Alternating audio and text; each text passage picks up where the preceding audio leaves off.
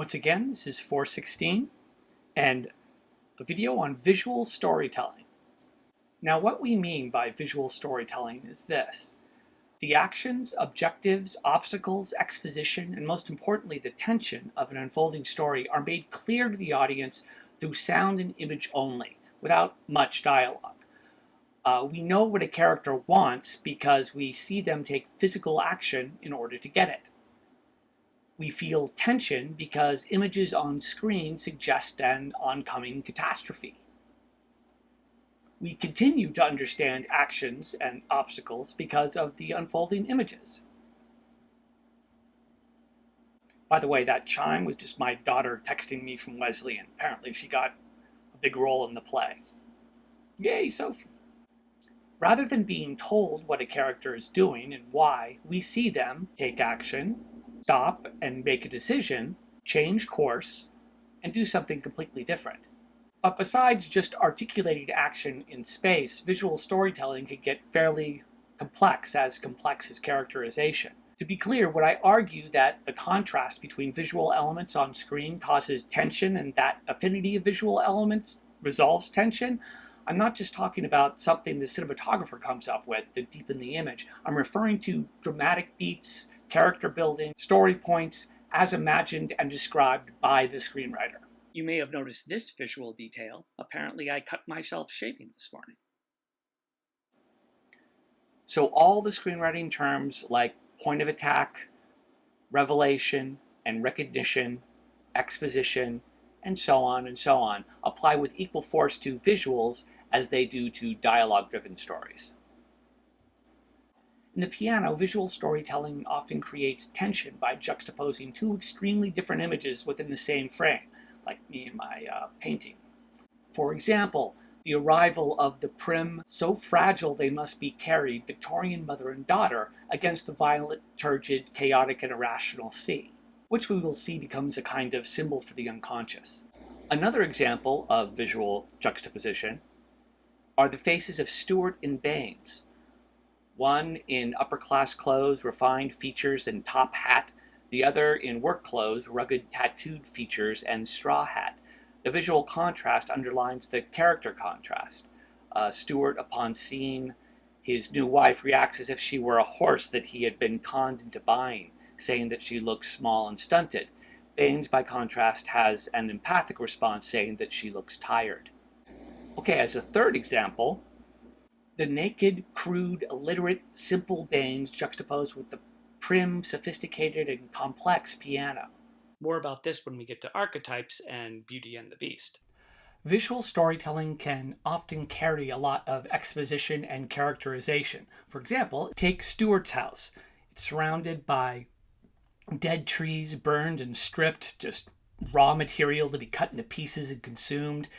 There's a clear demarcation between culture and nature, a nature which must be dominated and controlled. His house is introduced in darkness and rain, creating a heavy mood and forbidding atmosphere. Now, juxtapose Baines's house. It is surrounded and encroached upon by this lush rainforest, in contrast to those burned trees.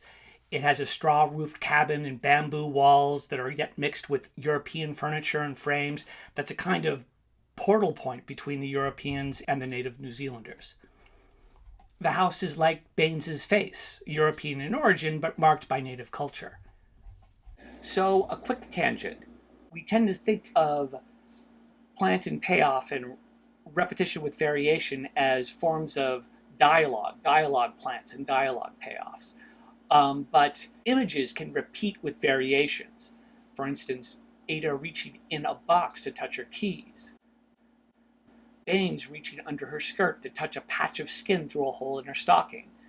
These repetitions rhyme with each other so that the audience connects them, if only emotionally and subconsciously, especially with regard to the changing meanings of these images over time.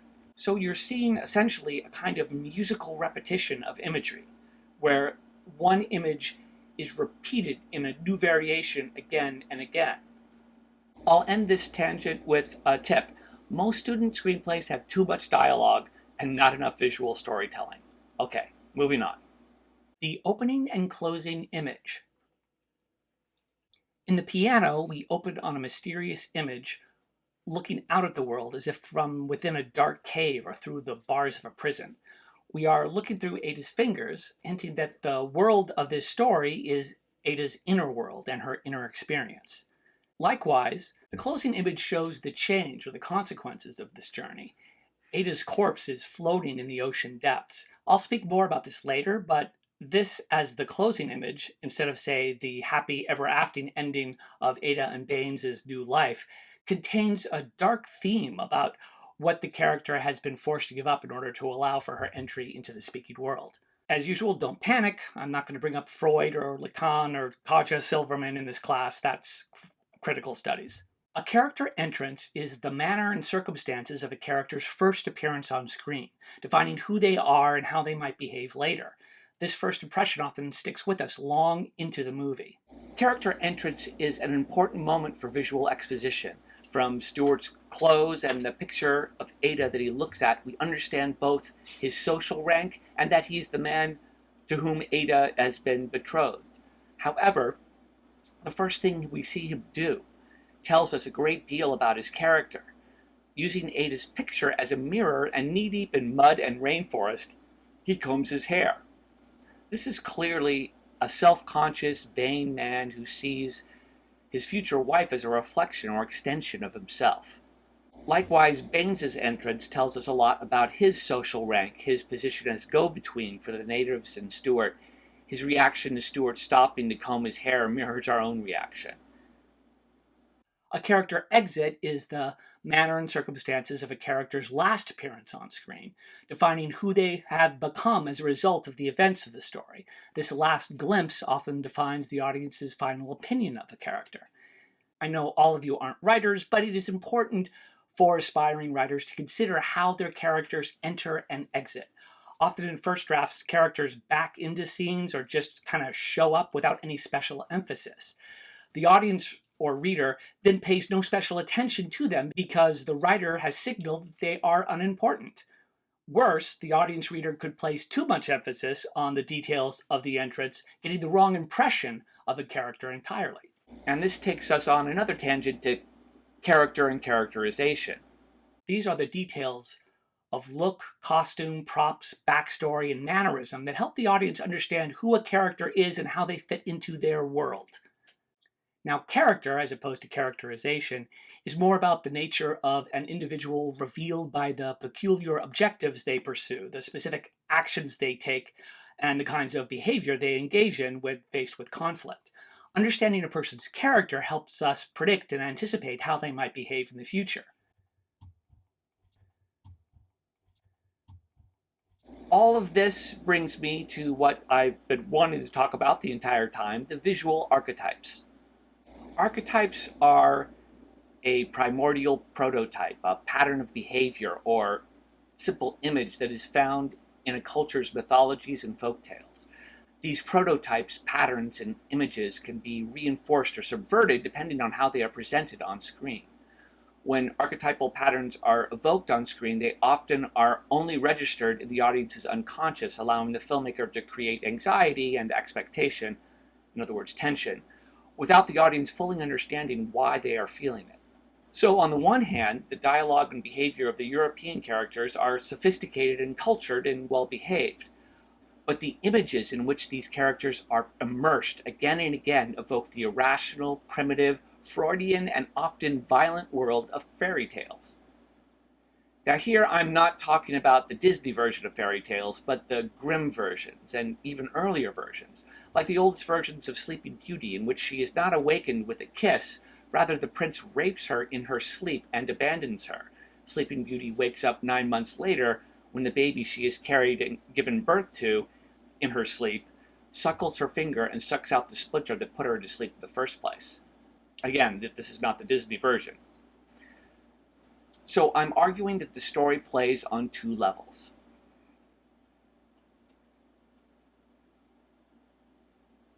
Some examples of what I'm talking about. Bluebeard is invoked not only as a play within a play. Again and again, Stuart, who behaves in a halting, befuddled, passive, and pathologically mannered way, is shown with an axe. In fact, we keep seeing shadow images of Bluebeard assaulting women, followed by scenes of Stuart chopping wood. In other words, we have two levels of storytelling played at the same time. Other than one sudden flash of anger when confronted about the piano, nothing in Stuart's character or characterization would in any way suggest that he would be capable of murderous violence, yet the images keep sounding the alarm. The film also invokes Beauty and the Beast, another story in which the princess is imprisoned and ransomed for love. Again, on one level, there's nothing in Ada's character or characterization, as she is initially presented to us, that would suggest that she would agree to the fetish games of an illiterate far beneath her in social class. Yet the images themselves, the forests, the eroticized piano, the fully nude and objectified Baines, seems to have power over her. Other references to fairy tales include Little Red Riding Hood and the Wolf, the Wicked Stepsisters, the Queen's Vanity Mirror, and especially the dark old forest in which men behave like wolves and women and children are in danger of assault. Even the final image evokes the Little Mermaid, who, if you remember, gives up her authentic voice for the sake of the prince.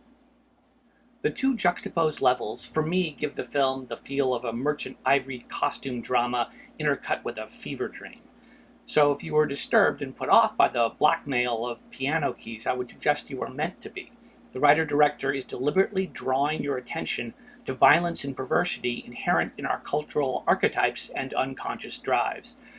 There's a joke about Beauty and the Beast that asks whether it's a story of true love or a story of Stockholm Syndrome. All right, that's it for now. Don't forget to watch the about hour-long Zoom lecture, which has been recorded as well.